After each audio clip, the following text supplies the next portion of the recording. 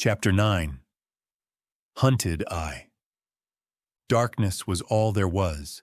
From the grandest of scales to the tiniest of depths, it immersed the world like thick black ink. In between this darkness, something was taking place. Seeing as it was blanketed, whatever was taking place wasn't visible, but vision was not the only sense available. Heaving, wheezing, and the echoes of shouts and roars rang out across the dark. Every shout or roar was filled with urgency. It was as if something had happened, and that time was running out. Ronin, for the life of him, couldn't seem to figure out what it was, though. And for that matter, where should he even move? Finding himself floating around in the black void, he didn't even know if he was conscious. He was definitely not awake, though. The noise, the sensations, the unsettling feeling of it all muffled him, kept him that way. He should have woken up from all of this noise, yet it all felt so far away. Besides, there was something else there with him. Someone else.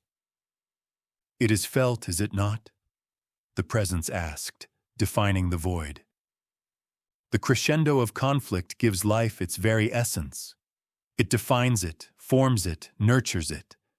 The fields of strife birth true purpose, and purpose is not ephemeral. It never was. "What is all this?" Ronin asked. He but thought it, and the question resonated out. The presence didn't answer, but time did slow down. The noise, which had been somewhat coherent before, became a discordant chorus. Then, with bounding power, the presence answered back. "The precipice of purpose, the ladder of ascension, the womb of gods, many names now, it is but taint." Despite his eidetic memory, Ronin found it hard to parse these words. The memory of them itself seemed to slip his mind as he tried to remember. They seemed to contain so much more than what was apparent on the surface. It felt as if his own vocabulary and language itself were impotent tools, scratching at something designed for a whole different realm of communication. As he did his best to chase the meaning behind what he'd just heard, a feeling of smallness overcame him. It was almost as if he was a speck of dust trying to swallow a city. He was simply too insignificant to the weight of this knowledge. This reminds me of when I inhaled atom spice. Did I damage my brain somehow? As the presence faded, the darkness, which was everything, began retracting back into something, and with something there was contrast. Brightness started heralding dawn, and awareness came with it. The slow, discordant noises began speeding up, and sensation returned. Pain returned. As if pulled out from a fever dream, Ronin's eyes shot up to a swerving landscape of chaos. An inferno lit up his apartment complex. He'd been blown out of a window, he remembered. At least that's what it felt like. He noticed himself laying down amidst wails of pain and ruin, and there was a burning body next to him. He must have fallen far. His room was on the 5th floor. Looking up at the burning skyscraper, the floor with his apartment seemed the worst off. The whole thing was swallowed up by the raging flames.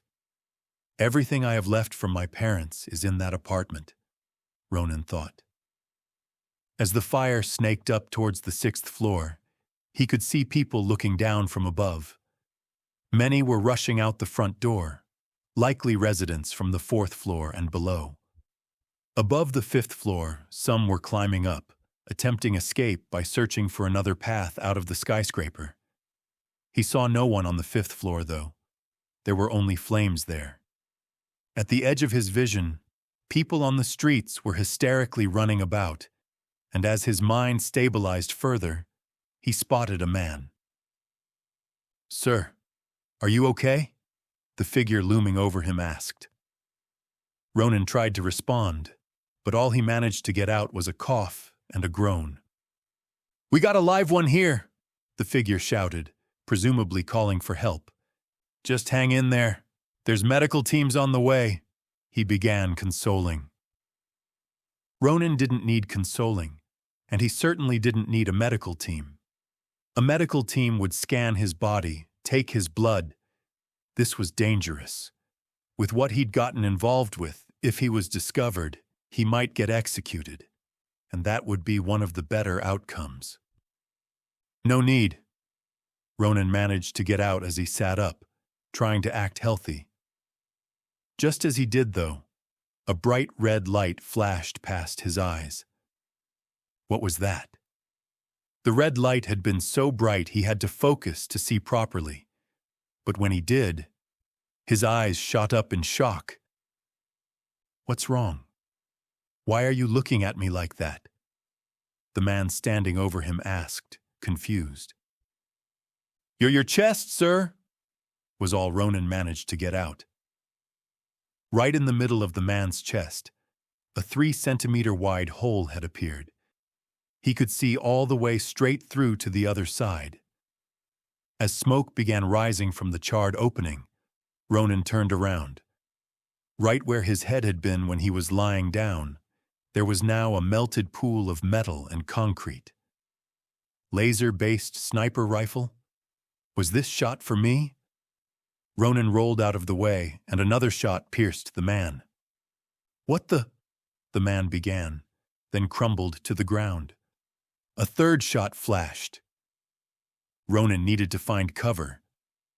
He pushed himself up and began sprinting down the street as a surge of adrenaline washed away the pain. Had he broken something when he fell down 5 floors from the skyscraper? Probably. Did it matter? Not at the moment. He turned the first corner available, attempting to hide from the sniper. What in the world is happening? Did the CLM find out that it was me, that I took from them? Maybe it's because of what happened in District 101? Could it be the rooftop bandits? No. The rooftop bandits are not capable of something like this. A new flash of light broke him out of his thoughts as the smell of burnt meat began rising from his left shoulder. Ugh! There's another sniper. If it was only one guy, I should have been safe by now. Have I been surrounded? At least now I know it's me they're after. Ronin looked around. If he scaled the walls, he'd literally end up as target practice for any willing sniper around. Maybe he could enter another alley? Though if someone was already stationed here, they might have a shooter ready in that alley as well. No, there was only one path left available now. He bolted for the forming crowd of gawkers, massing up to go look at the burning building. These types of tragedy voyeurs always came to look when misfortune befell someone else. Perhaps he could hide amongst them. After instinctively dodging another shot, Ronin dove into the crowd. The snipers, however, did not seem to care. The laser fire continued and people started dropping. Full-blown panic erupted amidst the crowd.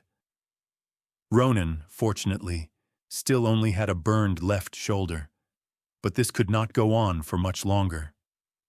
The laser fire would begin hitting him sooner or later as the crowd dispersed. Spotting a manhole, Ronin lunged for it, ripped it open, then dove in. Just in time, too, as a laser beam began melting the manhole right as he slipped under it. As the nauseating stench of the sewers hit him, he was reminded of District 101. Metal cables ran along the roof and walls as processing plants churned and purified acid water and waste from the tightly packed skyscrapers above. Quickly accessing his mental palace, he ran down the imaginary corridor he'd made for his memories of Concordia's maps. Now, where was it? Rapidly shifting through the documents, he slowly came to the realization that, out of the many maps he knew, sewer maps was not something he'd studied. Nevertheless, he still knew the general direction of the Planetary Guard. They had several stations in Ironglades, and the closest was but a couple of hours away. If anyone could protect him, It was them. They were supposedly in charge of law and order after all. He started jogging along the wall, staying away from the iron grates covering the foul sewage. Already injured, Ronin did not want his wounds getting infected as well. As his adrenaline began declining, the severity of his injuries became more and more evident. The burn on his left shoulder was obvious, but the 5-story fall from his apartment had hurt him bad. His jog was janky, the act of breathing hurt, and he was pretty sure he was bleeding from the back of his head. Wasn't I in a situation like this just a few weeks ago? Underground structure, few people around, hurt and injured, hunted. After turning another corner, the sound of metal clanging against metal started ringing along the corridors. His enhanced hearing also picked up on faint voices arguing then. The clangs of metal intensified, increasing in tempo. His pursuers were jogging now. There were 2 pairs of footsteps ahead of him and 3 behind. Was there a side tunnel he could enter? A path out? A path clear of the coming men? Continuing on, he scanned frantically for a way out. Anything would do. As long as he didn't get boxed in, it was enough for him. He wasn't greedy. Ending up in a firefight here was the worst possible option he could think of. The corridor system in the sewerage was well lit. There was nowhere to really hide, and the corridors were long. Perfect for someone with a ranged advantage. The eerie tune of a man whistling echoed along the tunnels. "Ooh, Ronin? Oh, Ronin! You know what you've done!" the man shouted gleefully. Ronin's eyes turned bloodshot, and his heart rate increased. Was he really surrounded? There had to be another path. "You've got no way out, Ronin. Ha! Do you have any idea how much Argus invested into this? He actually said he wanted to make an example of you. Oh, and let's not even get started on that juicy bounty on your head." As the cackling echoes of laughter rang along the sewerage system, Ronin could hear more footsteps joining the fray. How many people were chasing him now? It had been 5 before, but now it had to be over a dozen at least. Based on the sound of their footsteps and the average human jogging speed, how much time before there's a confrontation? 5 minutes? No. At most, I've got 3 minutes tops before they reach me. One of those 3 minutes passed, and he spotted a rusty door. He almost hadn't noticed it based on how well it had been integrated into the wall. Firmly welded shut and partially painted over, this was clearly not something in active use. Screw it. He went for it. Punching with all his might, his fist banged into the door, and the sound of groaning metal rang out. Clang! Another punch, then another. He walked back a distance, then stormed into the door, shoulder first, ramming it with everything he had. Clang! As rust from the door fell off, he noticed. The metal had begun bending. He could do this. He walked back and did it again. Come on, you rusty piece of junk, just give. After the 3rd shoulder crash, the welding on the door finally gave out, snapping as the door blasted open. What greeted him next should have been darkness, but Ronin's golden eyes could see. Hidden and forgotten by iron glades, the city's past revealed itself. Overhangs, rusted pipes, abandoned rails, and chopped-up halves of skyscrapers covered the landscape. This area was wide, much wider than the sewer. What could cause someone to just abandon so much of the city? It's like a whole sectioned-off world down here, Ronin wondered in puzzlement. Jumping down a roughly 20-meter-long drop, he landed with the help of his jetpack, the thrust from the device clearing out most of the surrounding dust as he did. As he looked around, it became evident that his janky jogging wouldn't suffice anymore. The steel jungle around him ran deep. What he'd actually landed on was an accumulation of steel beams and pipes, supported by buildings and tangled wires. Moving through this would require care and balance. All of this material must have avalanched down from above, he thought. But this is kind of my environment. Few people climbed and jumped down buildings like he did. It should give him an advantage. He began balancing along whatever seemingly stable beams he could find. Some beams had less rust, and the wires holding them up looked more stable. Hopefully, they would hold. Garnick. In the sewers, around an opening in the wall, 15 men just stood there looking befuddled as glanced back and forth. "Sir, what do we do now?" one of the men asked with a frown. Garnick grunted, scratching a shoulder in thought. This was not how this was supposed to go. From the very start, surefire ways of finishing what was supposed to be an easy operation had somehow failed again and again. The hit job was supposed to be done shortly after they planted the whole floor with explosives, but, by some miracle, the target had survived. In the highly unlikely scenario that the target did survive, the backup snipers were supposed to finish the job. Easy, right? No, not easy. Somehow every shot they fired missed. Finally, when the target was perfectly surrounded in the sewers, some never-before-seen additional path out revealed itself. Once again, the target escaped. I don't like it, Garnick thought. There were just too many miraculous coincidences happening back-to-back for something like this to be happenstance. If it really is random, perhaps he's receiving help of some kind? It was the most likely explanation. Someone being out there, influencing events. Now, blindly unaware, they could all be under the cold gaze of the planetary guard. Besides, if they weren't targets of the guard already, they would be now. They'd gone too far for something like this to be swept under the rug with bribes and favors. Call the rest of the squads. We're going in. And have them bring over the spectral glasses so we can see through this damn darkness, Garnick ordered. He couldn't fail Argus, no matter what. He'd heard the stories of what happened to those that had failed the man before, and it was not pretty. Ronin. Time passed by as Ronin made his way throughout the silent city. He'd gauged the distance between the ceiling go above and the ground below to at least 300 meters. Railways, a technology from the old world, covered the ground below. In a way, this place felt like a time capsule. Above it all, he was balancing along beams, pipes, and cables. Not an easy feat when injured. Having nearly fallen, he'd had to use his jetpack to get back up several times. He'd also been forced to activate it when jumping several wide gaps. Ronin was not just hurt. He was tired.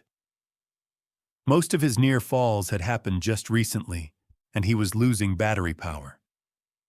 He needed rest. Looking around for a shelter, he passed by another degraded building, and a new area opened up to him. There.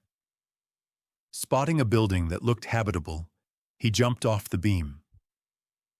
Briefly landing on a thin vertical pipe sticking up from the depths, he swayed back and forth a few times as the pipe creaked and pieces of it started falling off. Swiftly he jumped off, landing on the terrace of the building, then entered. Surprisingly, the old building didn't smell that bad. There were chairs, tables, and a sofa. The degraded furniture barely held together, but it was better than nothing. This place will have to do, he thought, then began using the furniture to barricade the entrance. After rearranging most of the furniture, he rubbed out a small lookout hole on one of the dirty windows. I have nothing left from my past now, he thought as he plopped down on the sofa. I'm on the run again as well. I don't even know who I'm running from. Argus? Who in the void is that? Looking out of the small, cleared-up patch on the window, the sheer immensity of the dark, desolate city became evident. Far off in the distance, an enormous silo complex could be seen. Closer, amidst the broken skyscrapers, he could see a wide river flowing towards him. Wait, that's not a river! As the river got closer, what it actually was became clear. Hundreds of thousands of ruddles were storming across the city. Like a horde, the hairless, long-tongued, poisonous rodents swarmed along the streets, on top of overhangs, along beams and in between wires. What are they running for? Is it for food? How do they even find food down here? Wait, the sewers. Are they eating sewage waste? And they don't seem to be running towards something. It's almost as if they're running away. At that moment, Ronin spotted them. Pale humanoid figures were running amongst the swarm. What in the void are those things? It's almost as if they are hurting them. As the swarm got closer, it eventually reached the building and began passing by his lookout hole. He could hear hundreds of the animals bumping against the wall, but amidst the chaotic noise there was something else there as well. Knock, knock, knock, knock, knock, knock. What is that sound? Right in front of the lookout hole, a pale, eerily human-like bald head had appeared. Knock, knock, knock. The light of intelligence blazed clearly in the creature's eyes. Simon's? No, what am I thinking? Ronin mentally slapped himself, then approached the window. Not knowing what to do, he knocked back. Knock, knock, knock. For a moment, they just stared at each other, the chaos outside vanishing in front of the weight of this strange interaction. Then the moment passed, and the creature was gone, lost in the storm of ruddles. Just what kind of place is this? Garnick looked over his holographic display. They were 105 men strong now. He would not fail again. Literally everyone that could be called had been called. Those 105 were now spread out, looking for a needle in a haystack. "Damn kid!" he grunted out before tapping the intercom. "Roll call," he shouted into the comm. "Team 1 ready and waiting," a soft voice answered back. "Team 5 ready and waiting," another said. One by one the teams responded, and nearly all of them did. Garnick looked over his display.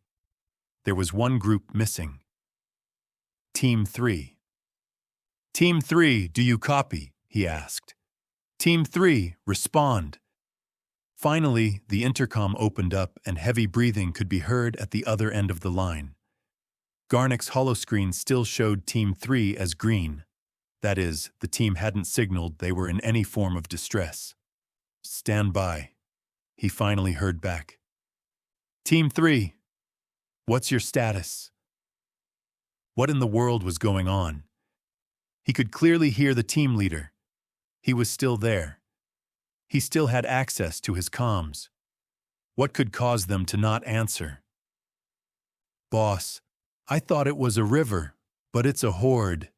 A damn Stellarian horde," the team leader finally replied. Garnick rubbed his head in frustration. "Team 3, clarify," he all but shouted back. "Ruddles, boss, tens of thousands of them. My team got swarmed. I'm all that's left." Chaos erupted over the intercom, as Garnick eventually had to forcibly silence the others. Damn lack of professionalism.